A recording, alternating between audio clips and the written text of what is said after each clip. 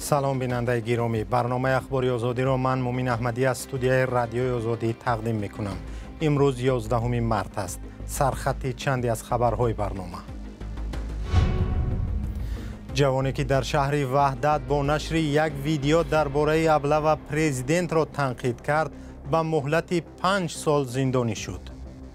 بچه ما بیگناه درآمدن که لاتو کوب کردن، عصبانی شد. کمپیر 83 ساله را که زدن لاتو کوب کردن، عصبانی شدن، سیون کرده. ناتو برای مقابله با حمله احتمالی روسیه به اروپا تمرین گسترده نظامی انجام می‌دهد. در روز عید مطبوعات از فشار روزافزون و بازداشت و سرکوب روزنامه‌نگاران تاجیک نگفتند. انتقاد کردن آسان است، ولی تامین کردن همراهی واقعی کسب در فضای اطلاعات تاجیکستان امکان ناپذیر است. دادگاه وحدت یک ساکن 23 ساله این شهر را برای نشر نواری تنقیدی از شیوه بازور به ارتش بردن برادرش به 5 سال زندان محکوم کرد. در ویدیو شهباز شریفبک با عصبانیت زیاد از جمله امام علی رحمان پرزیدنت تاجیکستان را برای جزا ندادن افراد خودسر تنقید کرده بود. دادگاه شهباز را به افراطگرایی محکوم کرد، ولی نزدیکانش میگویند او بیگناه است. مولا رجب یوسفی گزارش میدهد. مصیبت بالای مصیبت.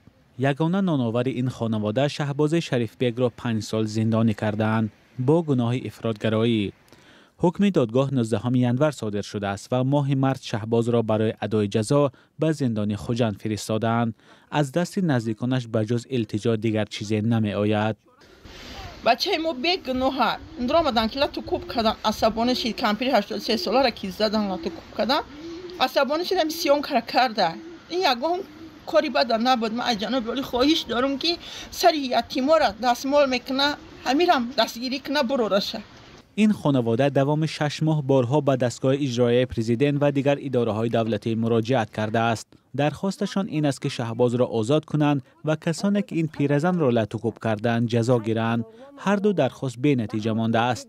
از حکم دادگاه هم به جای شکایت نبردند. کجا کنم شکایت؟ آخه دیگه پول در کار، به پول کجا برم؟ نمیشه هر چه بردیم نمیشه.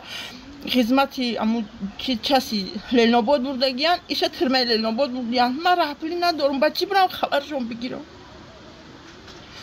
نرم خیلی امازون اومده گویم در خانه چی ندارم، چیکار کنم؟ کجا برم؟ اومدیان اینمی کمپیره که 2021 سیون کرد شهر وعده اومدیان لطوکوب. شهباز شریفبک ماه اکتبر سال 2023 بعد پخش این نوار بازداشت شد. او در این نوار از شیوه جلب برادرش به ارتش و لطوکوب بیبی و خاله‌اش ناراضگی کرد. با وجود واکنش‌های زیاد مقامات قضیه را شرح ندادند. در دادگاه شهر وحدت از رادیوی آزادی نامه رسمی طلب کردند. خانواده شهباز شریفبک در دهه عادلی جماعت رامت شهر وحدت زندگی می‌کنند. خانواده قشاق هستند و حالا در این خانه نیمه ویرانه این زن با مادر پیرانسالش تنها مانده است. مادر پیرانسال این زن یک مرتبه قصد خودکشی کرده است. یکی دیدم که علاوه لنگش دویدم که علاوه وای کردم بعد از اون کرتا رئیسری کامبیر چپا کردم. ساعتی 12 شب کرتا رئیسری چپا کردم. گفتم چوی کارا کردی؟ گفتم کی بگفت که هیچی گو امی خیلی. سالهای اخیر در تاجیکستان افراد زیاده برای تنقید حکومت یا رئیس جمهور به اصطلاح خائن عنوان میگیرند و بازداشت و زندانی میشوند. حامیان حقوق میگویند سال تا سال تحمل تنقید در بین مقامات کمتر و مجازات منتقدان سخت‌تر شده است. برنامه را با گزارشی از روز عید مطبوعات ادامه می‌دهیم. روزنامه‌نگاران تاجیک در شرایطی از 112 سالگی مطبوعات تاجیک تجلیل کردند که به گفته سازمان‌های بین‌المللی آزادی بیان در کشور سال به سال محدودتر می‌شود. در 2 سال اخیر 7 خبرنگار و بلاگر را در تاجیکستان زندانی کردند. سفیر آمریکا در دوشنبه در این روز از حکومت تاجیکستان خواست به حق انسان به آزادی بیان احترام گذارد. ارشاد سلیمانی و براد یوسفی این گزارش را آماده کردند. 112مین سالگرد مطبوعات تاجیک در حال جشن گرفته می شود که مشکلات و فشارها و تهدید بر رسانه‌های مستقل و خبرنگاران افزوده است. این نظر برخی از سازمان‌های بین‌المللی دفاع از روزنامه‌نگاران و آزادی بیان است. در 2 سال اخیر چندین روزنامه‌نگار و فعالان رسانه‌ای بازداشت و به مهلت‌های گوناگون زندانی شدند. ولی صاحب نظران بر اینند که تلاش سازمان‌های روزنامه‌نگاری و جامعه رسانه‌ای تاجیکستان برای حمایت از آنها کافی نبوده است. در ما همه خیلی سازمان‌های با نفوذ ژورنالیستی نیست که بعد از اینکه یک ژورنالیست در یک بلا گرفتار می‌شود سینه سپر کنند و نویسند و حمایت بکنند و ادوکات بگیرند و صدها کار دیگر کنند تا یک همکسبشان را از این ور برهانند. من حالا در تاجیکستان چون یک سازمان را نمی‌بینم. سفیر ایالات متحده آمریکا در تاجیکستان مانوئل مکالر ضمن پیام تبریکیش بر روز مطبوعات تاجیک به این نکته اشاره کرده گفته است ما همچنین از حکومت تاجیکستان دعوت خود را دوام خواهیم داد که از حقوق خبرنگاران حمایت کند و آزادی بیان آنها را احترام کند. اما چرا سازمان‌های روزنامه‌نگاری داخلی در حمایت از فشار و نقص حقوق روزنامه‌نگاران و رسانه‌ها دست کوتاه‌اند؟ انتقاد کردن آسان است ولی تامین کردن همراهی واقعی کسبی در فضای اطلاعات تاجیکستان امکان ناپذیر است. هر کس کلپا را به جانب خودش میکشد و کوشش میکند که خود را در نزد حکومت در نزد مقامداران شیرین کند و وقتی که این یوان همکس ما از پی اجرای فعالیت کسبی خودش جبر می‌بیند متاسفانه با یک آواز ما از حقوق و منفعت آنها حمایت کردن نمی‌توانیم. برخی از سازمان‌های ژورنالیستی تاجیکستان میگویند در برابر فشار و تعقیب، بازداشت و زندانی کردن روزنامه‌نگاران هیچگاه خاموش نبودند. شورای واسطه‌های اخبار عمومی تاجیکستان همیشه پای آن تلاش می‌کند که در حد اقل از حقوق‌های ژورنالیستان از حقوق‌های همکسبان صدا بلند کند.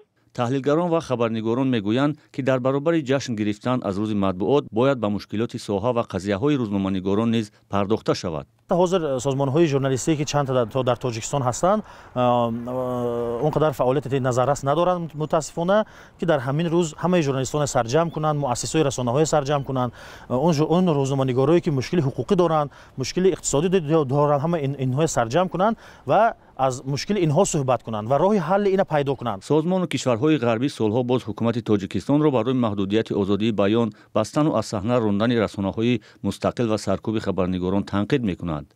فریدم هاوس یا خانه آزادی روز 1 مارس امسال در گزارش گفت چنین برخورد با مطبوعات باعث به آن شده است که مردم عادی هم در تاجیکستان اکنون برای پیشگیری از تعقیب تلاش می‌کنند در بیان اندیشه احتیاطکار باشند.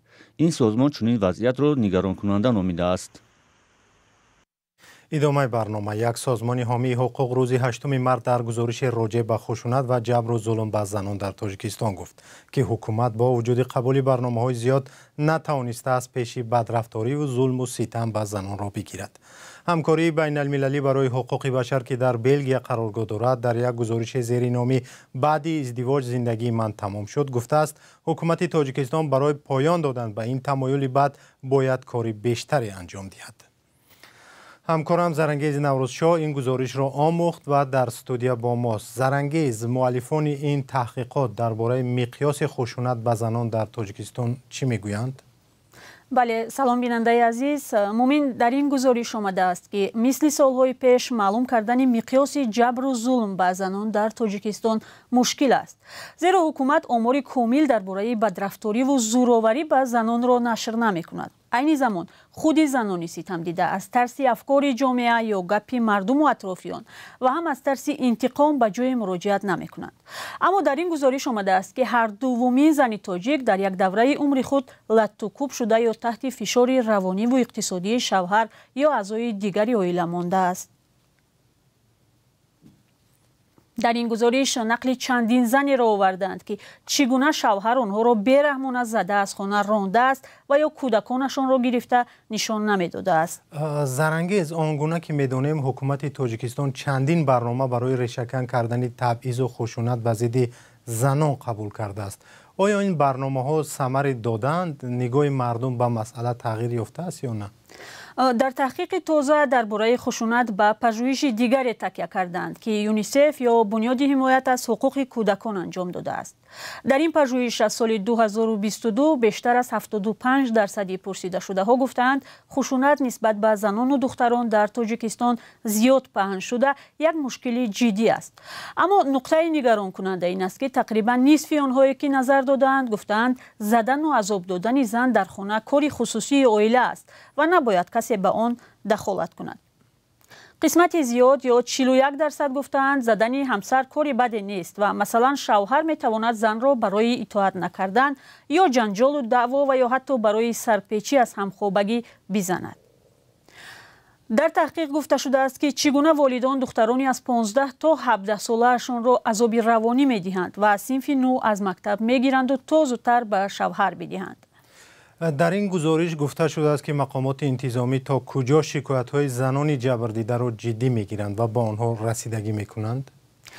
بله، یک بخش مهمی گزارش درباره رسیدگی مقامات به شکایت‌ها از خشونت به زن و دختران است. اما در اینجا هم تقدیر زنان بد بوده است، چون آنها بعد مراجعت به 100 بلای دیگر گرفتار می‌شدند. مؤلفان گفتند وقتی یک زن تاجیک از ظلم شوهر یا عضو دیگری عائله به میلیسا شکایت می‌کند، در آنجا برعکس خودش را گناهکار می‌کنند و به حالش می‌خندند. با گفته آنها هنگام این کار مقامات میلیسا یا حتی دادگاه به جای کمک به زنی جبردیده به او فشار می‌آورند که با همان مردی ستمگر یا کسی که زن را آزار و اذیت داده است آشتی کند. با نظر داشته این همه، سازمان همکاری بین المللی برای حقوق بشر که در بلژیک قرارگاه دارد از حکومت تاجیکستان خواسته است برای ریشه‌کن کردن خشونت بر ضد زن تلاشی بیشتر به خرج بدهد. تشکر همکارم زرنگیز نوروزشاد درباره یک گزارش تازه راجع به ضد خشونت بر ضد زنان در تاجیکستان صحبت می‌کرد و گزارش کامل را در این باره می‌توانید در وبسایت azadi.org بخوانید. شویتسیا که روز 7 مارس به عضویت ناتو پذیرفته شد در مشق‌های این سازمان نظامی این هفته شرکت می‌کند. تمرین‌های ناتو در اروپا با هدف جلوگیری از حمله‌های احتمالی روسیه صورت می‌گیرند. شویتسیا و فنلاندیا دو کشور بی‌طرف پس از حمله روسیه به خاک اوکراین اعلام کردند که به ناتو می‌پیوندند. همکارم میرزانبی خالقزاد گزارش می‌دهد. مقامداران بلندپایه شویتسیا برای نهایی کردن سازش عضویت به ناتو به واشنگتن سفر کردند. شویتسیا 32مین کشوری عضو این سازمان نظامی است. پیوستن این کشور در روزهای راست آمد که ناتو در لهستان تمرین نظامی انجام می‌دهد. بزرگترین تمرین کشورهای عضو این سازمان پس از جنگ سرد. مقامدار امریکایی در لحظه تمرین در لهستان گفت عضویت شویتسیا ناتو را قوی‌تر می‌سازد. شویتسیا ارتش بسیار قوی دارد. این کشور سالها شریک ایالات متحده بود، هرچند در این سالها عضویت ناتو را نداشت.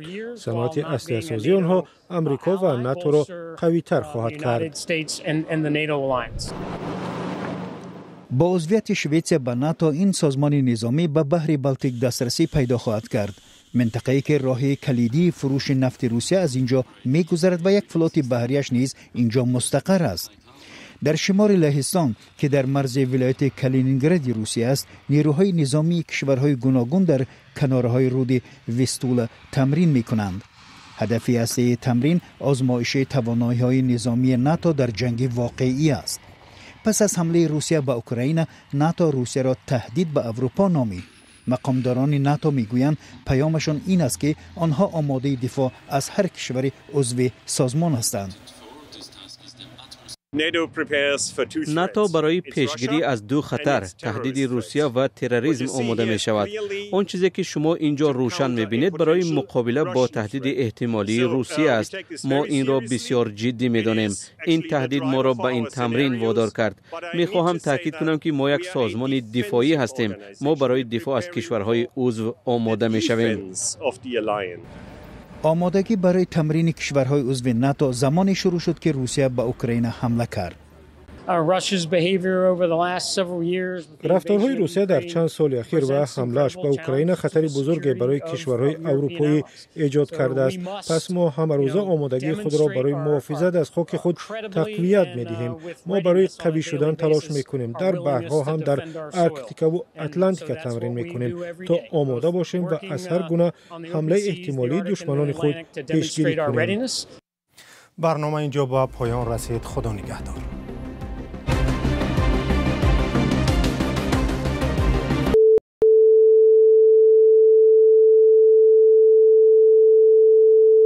This is Radio Free Europe.